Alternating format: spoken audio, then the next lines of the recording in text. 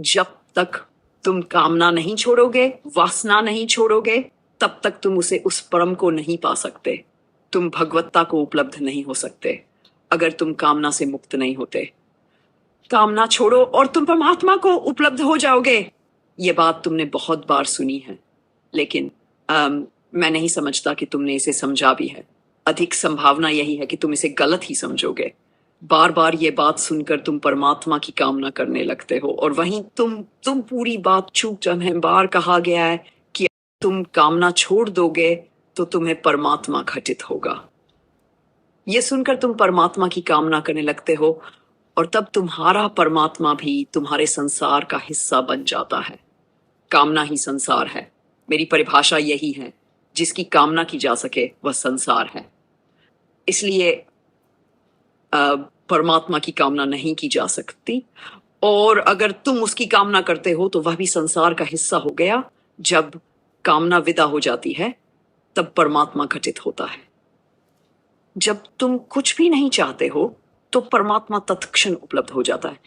तब सारा संसार ही परमात्मा है। तुम्हें परमात्मा कहीं संसार के विरोध में नहीं मिलेगा, वह संसार के विपरीत नहीं है। जब तुम कामना नहीं करते तब सब कुछ परमात्मा है, और जब तक कामना है तब तक सब कुछ संसार है। तुम्हारी कामना ही संसार का निर्माण करती है। संसार वह नहीं है जो तुम्हें दिखाई पड़ता है। ये वृक्ष, ये आकाश, ये पृथ्वी, ये सागर, ये नदियां, ये चांद तारे, ये संसार नहीं है। तुम जो कामना करते हो वही संसार है। बगीचे में एक फूल खिला है।